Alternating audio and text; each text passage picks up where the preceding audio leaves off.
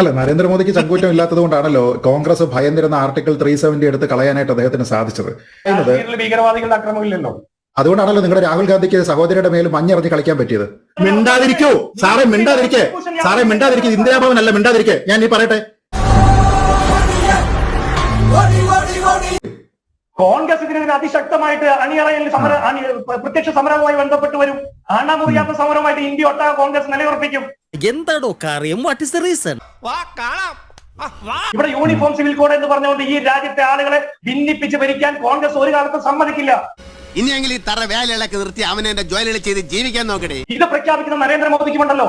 അതുകൊണ്ടല്ലേ ഇതിനൊരു ഡ്രാഫ്റ്റ് പ്രസിദ്ധീകരിക്കാത്തത്. ഇങ്ങനൊരു നിയമം നടപ്പാക്കാൻ പോകുന്നു എന്ന് പറയുന്നതിനപ്പുറം എന്താണ് നിയമം എന്ന് പറയണ്ടേ? അമ്മാവൻ കാര്യമായിട്ട് ചൊറിയുന്നുണ്ടല്ലോ. അമ്മാവൻ ചൊറിഞ്ഞൊറിഞ്ഞ് തല്ലു വെച്ച് കൂട്ടുന്നു തോന്നി.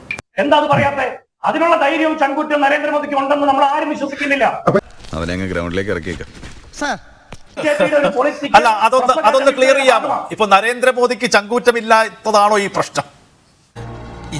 നീ മേടിച്ചോ? അല്ല, നരേന്ദ്രമോദിക്ക് ചങ്കൂറ്റം ഇല്ലാത്തത് കൊണ്ടാണല്ലോ കോൺഗ്രസ് ഭയന്നിരുന്ന ആർട്ടിക്കിൾ 370 എടുത്ത് കളയാനായിട്ട് അദ്ദേഹത്തിന് സാധിച്ചത്.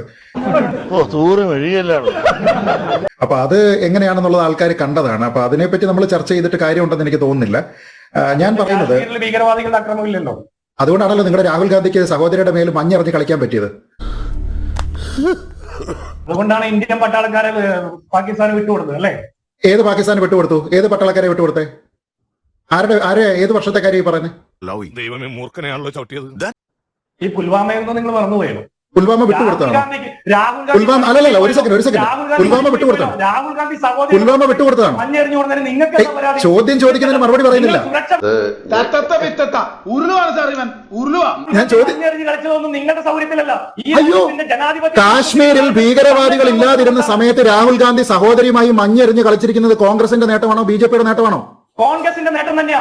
ചാടി എഴുന്നേറ്റ് പഞ്ചായത്ത് ഗ്രൗണ്ട് വഴി 2 റൗണ്ട് ഓടി ഒന്ന് പോടോ. അതെങ്ങനെ? അതുകൊണ്ട് മഞ്ഞ് എവിടെ ഉണ്ടായോ? അതുകൊണ്ട് രാഹുൽ ഗാന്ധിയോട് വിശ്വാസമുള്ളതുകൊണ്ട് മഞ്ഞ് എവിടെ ഉണ്ടായോ? എറിഞ്ഞു കളിച്ചോ എന്നും പറഞ്ഞിട്ട്.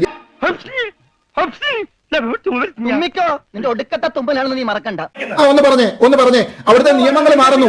അവിടെ ട്രേഡിന് പ്രശ്നമില്ലാതെയാകുന്നു. അവിടത്തേക്ക് ആൾക്കാർക്ക് ചെല്ലാൻ പറ്റുന്നു. അവിടെ ഉള്ളവർക്ക് പുറത്തേക്ക് വിൽക്കാൻ പറ്റുന്നു. കുറെ അധികം കാര്യങ്ങൾ അവിടെ നടന്നു. അതുകൊണ്ട് ദയവ് അത് പറയണേ. എന്റെ വായിക്കാത്ത കയറി വിടുവിച്ചാലേ ശരിയാവും. അല്ല, കാശ്മീരിൽ പ്രത്യേക നിയമങ്ങൾ ഉണ്ടായിരുന്നു സാർ. കാശ്മീരിൽ പ്രത്യേക നിയമങ്ങൾ ഉണ്ടായിരുന്നു സാർ. നിങ്ങൾക്ക് അവിടെ പോയി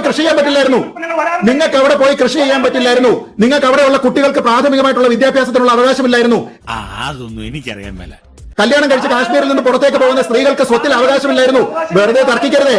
ഈ നാട്ടുകാർ കണ്ടതാണ് എടുത്തു കളഞ്ഞപ്പോൾ അവിടെ എന്തൊക്കെ മാറ്റമുണ്ടായിരുന്നു. കുറച്ച് കുടുംബക്കാർക്ക് കിട്ടിയിരുന്ന അവകാശങ്ങൾ അവരുടേത് മാത്രമായി വെച്ചിരുന്ന അവകാശങ്ങളായിരുന്നു 370 അവിടെ എടുത്തു കളഞ്ഞപ്പോൾ ഏത് മുസ്ലിമിന് എന്ത് അവകാശമാണ് നഷ്ടപ്പെട്ടത്? നിങ്ങൾ ചോദിച്ചില്ലേ ഡയറക്റ്റീവ് പ്രിൻസിപ്പിൾസിൽ നിന്ന് എന്ത് നടപ്പാക്കിയെന്ന് ചോദിച്ചില്ലേ? 2002 കോൺഗ്രസ് കുന്തമാണ് ചെയ്തത്.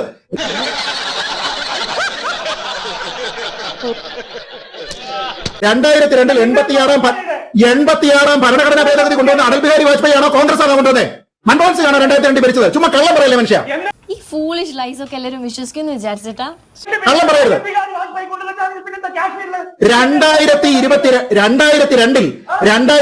ഇവിടെ നിങ്ങളൊന്നും മിണ്ടാതിരിക്കും മനുഷ്യ. ഞാൻ പറയട്ടെ,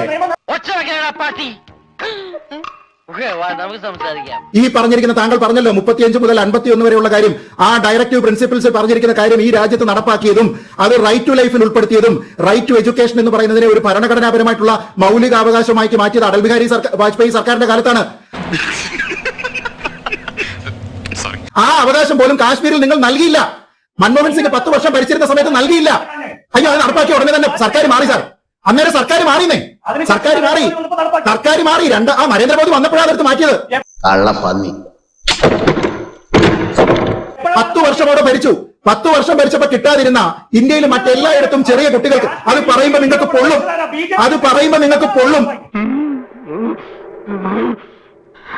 സന്തോഷായി. അത് പറയുമ്പോ നിങ്ങൾക്ക് പൊള്ളും. അതുകൊണ്ടാണ് നിങ്ങൾ ഇടപെടുന്നത്. 2002 മുതൽ ഉണ്ടാക്കിയിരിക്കുന്ന ഒരു നിയമം കാശ്മീരിൽ 6 വയസ്സുള്ള ഒരു കുട്ടിക്ക് വിദ്യാഭ്യാസം എന്ന് പറയുന്നത് നിർബന്ധിതമോ സൗജന്യമോ അല്ലാതെ തുടരുമ്പോ നിങ്ങൾക്ക് ഈ ബുദ്ധിമുട്ടൊന്നും കണ്ടില്ലല്ലോ. പോയി ചത്തുടടാ. മിണ്ടാതിരിക്കൂ സാറേ, മിണ്ടാതിരിക്കേ. ഇന്ദിരാഭവൻ അല്ല, മിണ്ടാതിരിക്കേ. ഞാൻ ഈ പറയട്ടെ, ശ്രീ സുരേഷ് അല്ലല്ലോ, നിങ്ങൾക്ക് അങ്ങനെ ഒരു തോന്നലുണ്ടെങ്കിലത്തെ കാര്യം ഞാൻ പറഞ്ഞത്. മിണ്ടാതിരിക്കെ.